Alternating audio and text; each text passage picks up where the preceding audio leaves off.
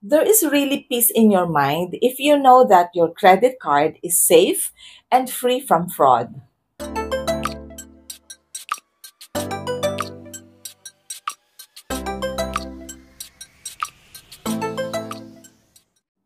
Hi everyone, Crisel Morales here. Welcome back sa ating YouTube channel.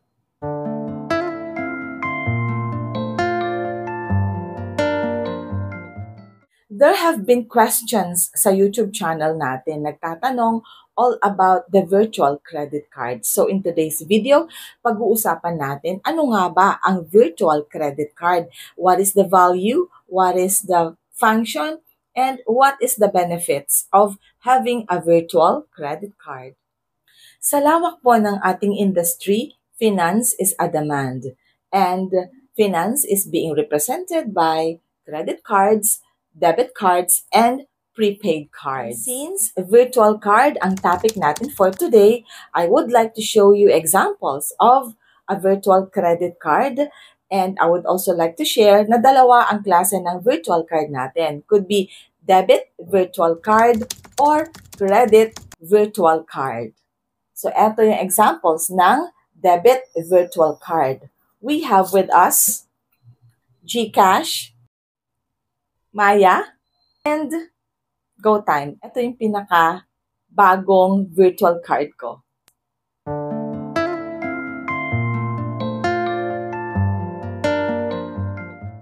But since our subscriber is asking about the virtual credit card, so I'd like to show you also an example of a virtual credit card from the Banco de Oro. This is my virtual credit card from BDO. At ang difference nito from the physical credit card is mas malambot siya. But in here also, nakasulat yung pangalan mo, card number, at meron din siyang CVV. Bakit nga ba okay ang ganitong klase ng card? Okay, ang virtual card is safer kasi nga hindi siya basta-basta nahahack or hindi siya basta-basta nasasali sa fraud. It is because it is designed to be safer. One thing more, kapag virtual credit card ang nasayo or ang ginagamit mo, you can just choose an amount para ilagay dito sa virtual credit card which you can use for shopping online like Lazada, Shopee, ano pa ba, H&M, ano pa ba yung Alibaba o lahat na ng mga online shopping. So, since meron siyang separate card number and CVV, hindi mo ina-expose yung talagang card number ng credit card mo at CVV ng credit card mo. And knowing that this virtual credit card has limited credit limit on it, which is you can decide, no, with the customer service representative kung magkano yung ilalagay mong credit limit on this virtual credit card para yun lang yung pwede mong gamitin for online shopping. Yun ang maganda dito sa virtual credit card. Ang tanong pa ng ating subscriber is kung meron nga ba siyang annual fee?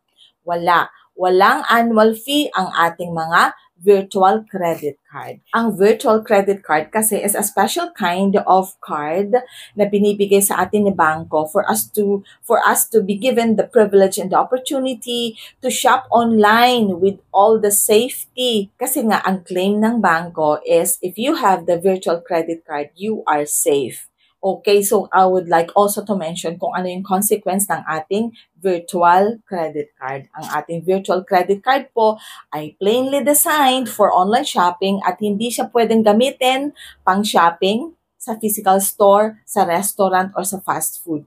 Hindi po pwedeng i-present ito. Hindi siya pwedeng i-swipe kasi wala siyang chip and wala siyang strip. As you can see, plain card lang, ang lambot-lambot.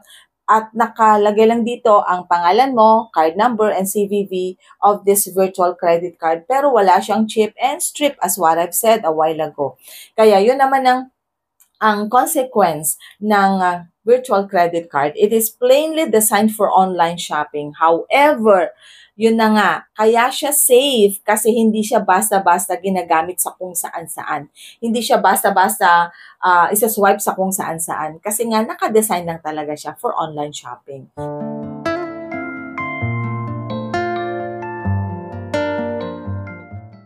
Okay, so how to apply for a virtual credit card?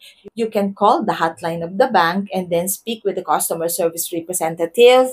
Kapag nahihirapan po kayong tumawag sa hotline ng bangko, go and visit yung bangko mismo and ask, request for a virtual credit card. Okay, so that is all for our topic on virtual credit card. Maraming salamat po sa lahat ng mga nanonood, sa lahat ng mga nag-share ng ating videos. Thank you so much.